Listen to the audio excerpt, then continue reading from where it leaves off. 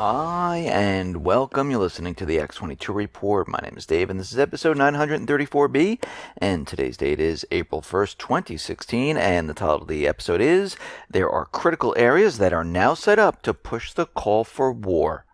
Let's get into the economic collapse, political, and geopolitical news. Now, we know that the U.S. government has been spying on the everyday person. They've been using devices like Stingray. They've been using the NSA, CIA, FBI, fusion centers, and Maryland, the second highest court, upheld a previous ruling that now requires law enforcement to establish probable cause and obtain a warrant before using the Stingray devices. Now, why do we need a court to say they need a warrant? Think about it. All these agencies, they're sworn in to uphold the Constitution of the United States and to protect the rights of the people. And when we look at the rights in the Constitution, we have the Fourth Amendment. Do we really need the Supreme Court or the High Court or any court to continually tell these agencies that they have to abide by the Bill of Rights and the Constitution? I don't think so. I think if they can't do this and they can't follow these simple rules, they're not really that difficult, then they shouldn't be in the positions they're in. And we see that the court's opinion is a resounding defense of the Fourth Amendment right in the digital age. This is coming from Nathan Freed Wessler. He's a staff attorney of the American Civil Liberties Union. And he's saying that all of these secret warrantless use of evasive cell phone tracking technology shows why it is so important for these kinds of privacy invasions to be subjected to judicial review. I'm saying, why do we even have to do this? If the police and all these agencies can't abide by the simple rules that the people have said to them, listen, here is the contract. You will abide by the rights of the people. You abide by the Constitution. That's what you have to follow here. If they can't do that, they shouldn't be in position at all. Now, out in the UK, we see that there's going to be 1,000 or more armed police on the streets to counter terrorism, just like the Paris-style attacks. Now, is this the real reason they're putting 1,000 more armed police on the streets? Because as we can see throughout Europe, even here in the United States, having the police around really doesn't stop anything. They're always there for the aftermath. It hasn't saved anyone's lives. Because we know most of these are inside jobs conducted by certain agencies. What they're really doing is they're continually putting more and more boots on the ground to control the population when everything goes completely out of whack. And when I say out of whack, I mean the complete destruction of the economy, where people are very upset. I don't think everyone realizes, and maybe you do, how people actually get when they realize they've lost their jobs, they've lost their savings, and there's nothing left. Back in the Great Depression, people jumped off of bridges, out of buildings. They killed themselves in the last Great Recession in 2008. Many people took their own lives because they just couldn't handle it. A lot of people were very angry in what happened. This time, it's going to be even worse. I mean, I've seen it back in 2008, 2009, 2010, when I know a lot of people where they lost their job. They hid in their houses for weeks on end. They didn't show their faces. From embarrassment, they were angry. They tried to look for another job. They just couldn't find one. And it is a difficult situation to go through. And when you lose your savings, your retirement, your job, people are not going to be happy, and especially when they're trying to feed their family. And this is why every single country right now is putting more and more boots on the ground because they realize there's going to be riots. People are going to blame them. People are going to come after them. And what they're really doing is they're protecting themselves from those who might threaten their authority. It's almost as if we go back to the royal families, the kings, the queens, and the serfs, when the people say, okay, we're suffering out here. We have no food. We have no funds. You taxed us to oblivion, and we have nothing left. And usually what happens is the people rise up and say, we have had enough. And they go after those people who were in charge of everything. And most of the time, it doesn't end well for those in power. And the people in power today, they realize this. Now, out in Brazil, we understand there is some type of coup going on. And we see that Rossoff's party and protesters took to the street. An estimated 800,000 protesters took to the street in 94 cities to support Rossoff's and her government, chanting, there will be no coup, there will be a fight. So we can see many things are happening here. Things are starting to heat up. And we realize the U.S. government, central bankers, they've been trying to get into Venezuela, Brazil, Argentina, just like all the other countries, because they need control. They need a puppet government. They need the oil. They need to break up the BRICS system. And they'll do whatever they possibly have to do these things. Now we see that the U.S., along with South Korea, along with Japan, Prime Minister Shinzo Abe, they're all talking about North Korea over their provocations, and they're vowing to ramp up pressure on North Korea in response to that nuclear test, which, of course, there is no proof they actually had one because there's no radiation. There was an earthquake, but that could have been just natural. But no one has actually proved that they exploded any type of nuclear weapon. But, of course, that doesn't really matter because in the age of propaganda, all they have to say is they have a nuclear weapon. Look, see, there was an earthquake. We have to increase the military budgets. We have to bring more weapons into the area. We have to have these vast amounts of drills to provoke North Korea. We have to bring in more military and station them there.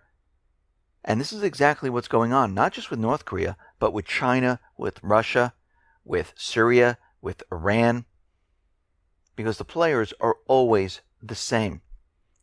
Now, Ukraine wants to replace Russia with Turkey when it comes to energy.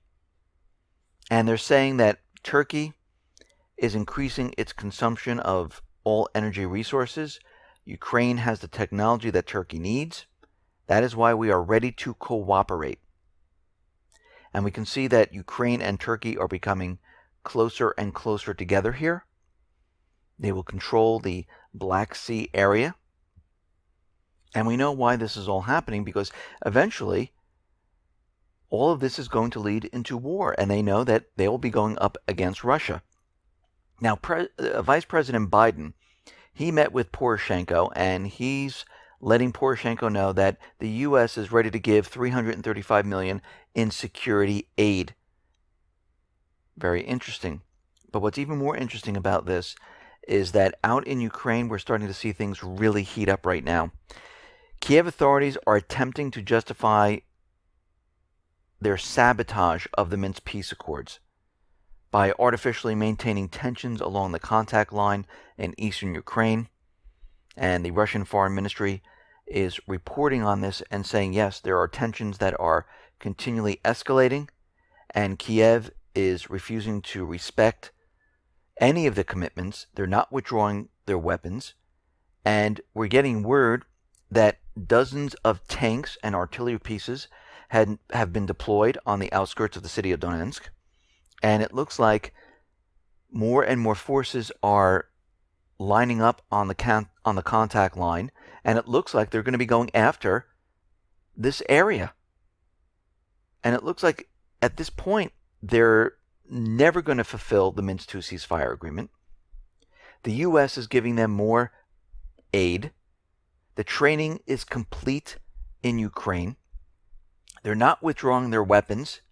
And now we see military assets being moved to the front lines. And I would not be surprised in the next month, 2 months, this shelling that's going back and forth, I wouldn't be surprised if this escalates into a full-blown offensive. Now, NATO just made a dramatic shift in the Eastern European doctrine. They went from assurance to deterrence. And NATO General Philip Breedlove said that NATO and the United States are switching their defense doctrine, and they're saying that they need to do this because of the resurgence of Russian aggression. He said, we are prepared to fight and win if we have to. To the east and north, we face a resurgent and aggressive Russia, and we have continued to witness these last 2 years. Russia continues to seek to extend its influence on the periphery and beyond. Really? Because when you look at the map, all you see, and if you come to the X22Report.com site, you can see the map, or if you're on YouTube, you can see the map, where NATO and the United States, they are completely surrounding Russia. They are completely encircling China. And the influence of China and Russia are nowhere to be found. Actually, the influence of the United States can be found everywhere. So we see the opposite happening here, but they need to convince the world and everyone that Russia is very aggressive. This is why we need to go to war. But if you really look at the actions of Russia, and you really look at what they've been doing, you see that they've been preaching peace. Because think about it. Back in 2013, when we had the sarin gas attack, Russia could have started war right there. They could have let the United States invade. Boom. They could have had war.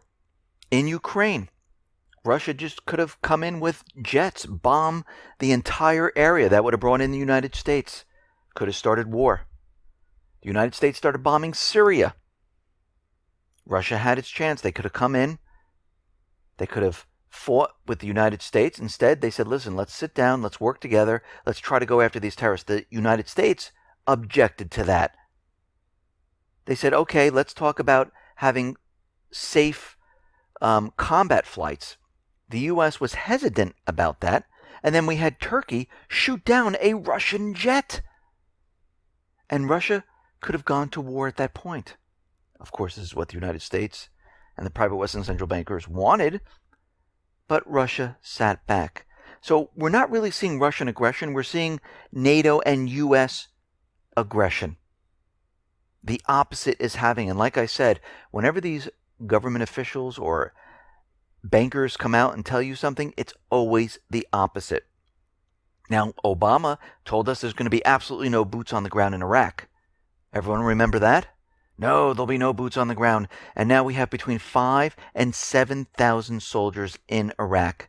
And we have soldiers in Syria. Now, Obama's making the decision on more troops going to Iraq. General Joseph Dunford, chairman of the Joint Chiefs of Staff, he was in a briefing and he said, listen, he's making a decision to put more boots on the ground. He'll have this in the next couple of weeks.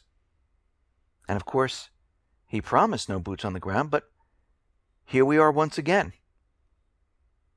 Because we know for a fact our government employees lie to us. They always do the opposite of what they're telling you. They lie right to your face, and they do the opposite. Out in Libya, we see that the unity government came in by ship. They're trying to take power in Tripoli. The locals in Tripoli do not want the unity government there. Of course, the U.S. government, NATO, coalition forces are saying, yes, all the cities are accepting them. No, they're not. They do not want them there. So they're moving to assert their power in Tripoli. They're having problems. And Britain is saying that they're morally obligated to help solve the mess in Libya. But troops would immediately be seen as an invading force. We need to wait until the unity government is in there, then they'll invite the troops in, and it won't look like we're invading. Exactly.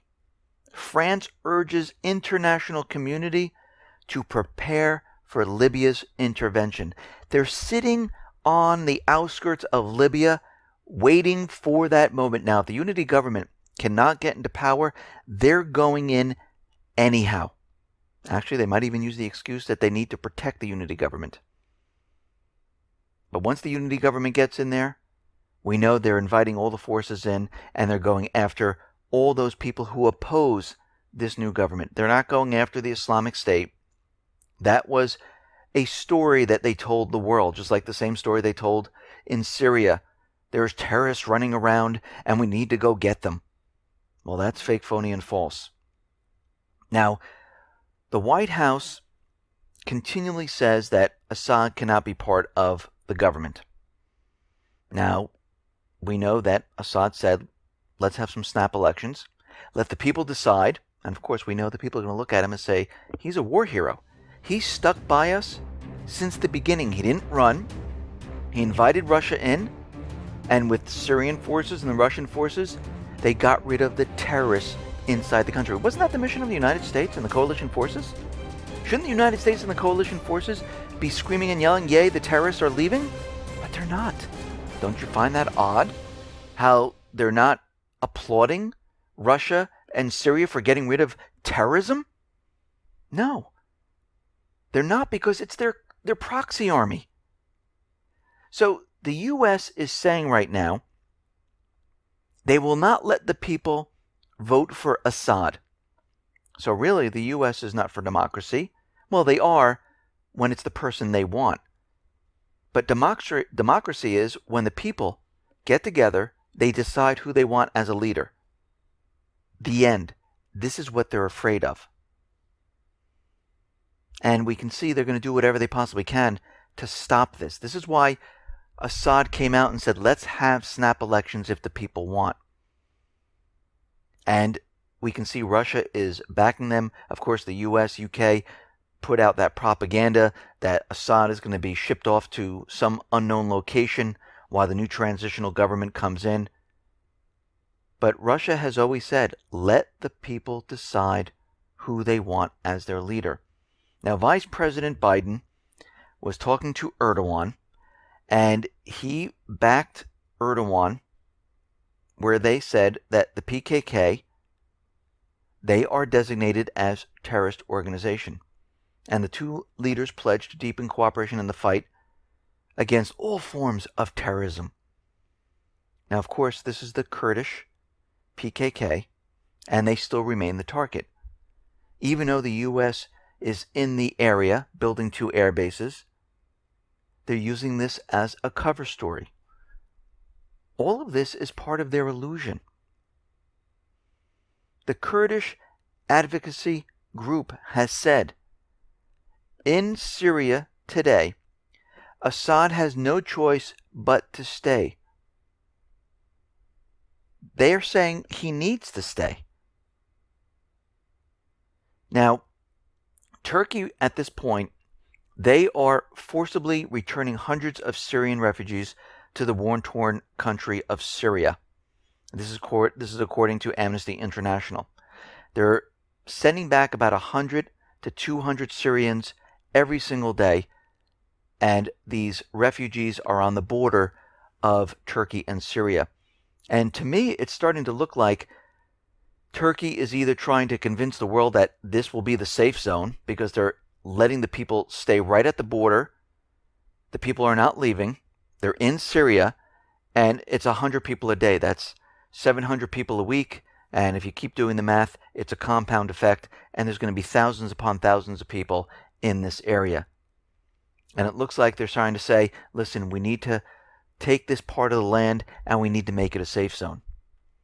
Now, Moscow, they have submitted data on Turkey's illegal arms to the Islamic State. They submitted it to the UN Security Council, that they are the main supplier of weapons and military equipment to the proxy army in Syria, and they do this through non-governmental organizations. And they're saying they have a list of the weapons: TOW anti-tank missile system, RPG-7 grenade launchers, M60 recoil rifles, hand grenades, other ammunitions, communication tools. And we know a lot of this comes from the United States because they supply it to Turkey. Turkey then gives it over to the proxy army. Remember, the United States is orchestrating all of this along with the coalition forces. Now, we're already seeing the private Western central bank countries come out and they're starting the propaganda up. Because we know probably in the next month or two, I don't think it'll go longer than that, they're going to do some type of an event or some type of an invasion of Syria. We see France has become the first major Western power to directly accuse the Syrian government of violating the country's ceasefire. We see Britain also has done the same thing.